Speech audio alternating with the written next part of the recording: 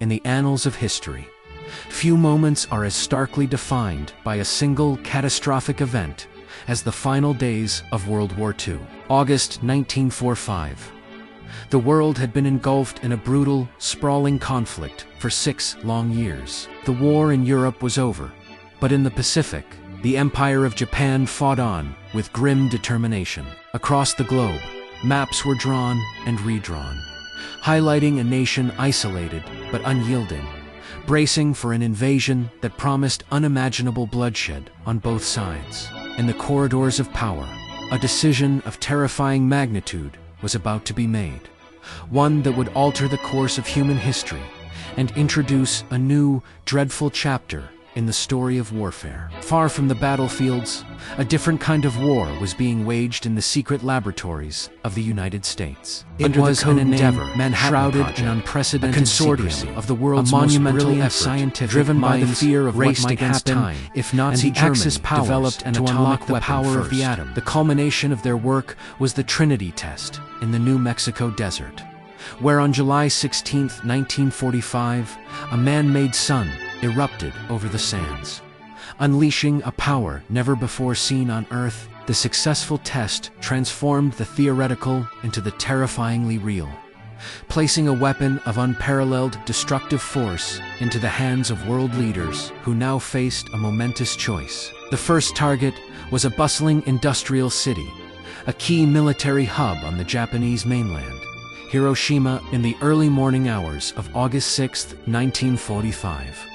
The city was alive with the rhythms of daily life, its people unaware of the fate approaching from the skies. Aboard the B-29 bomber, named the Enola Gay, a small crew carried a single bomb, Little Boy, on its solitary journey. A silent descent, followed by a blinding flash of light and a stupendous, silent explosion that blossomed into a monstrous mushroom cloud. In an instant, the heart of the city at 8:15 a.m. The bomb was released, and a firestorm engulfed what remained. The immediate aftermath was a landscape of utter devastation, a hell on earth where tens of thousands of lives were extinguished in a single, horrifying moment. Despite the unprecedented destruction of Hiroshima, the Japanese War Council remained deadlocked, with military hardliners refusing to accept unconditional surrender. The Allies, committed to forcing a swift end to the war and avoiding a costly land invasion,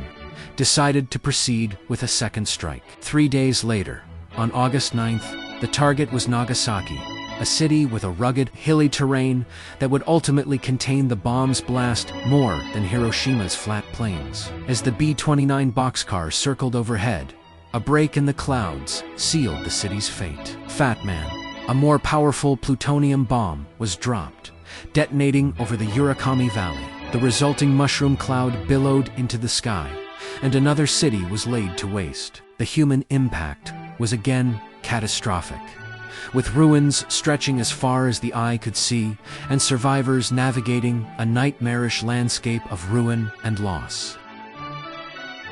The twin shocks of the atomic bombs, coupled with the Soviet Union's declaration of war, finally broke the stalemate in Tokyo. On August 15, 1945, Emperor Hirohito announced Japan's surrender, bringing World War II to its definitive end.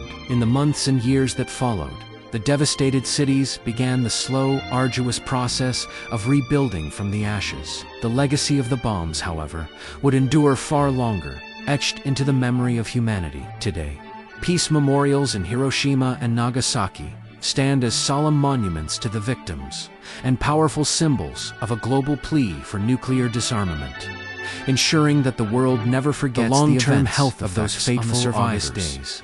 The hibakusha forever served as a painful, living reminder of the weapon's horrific power.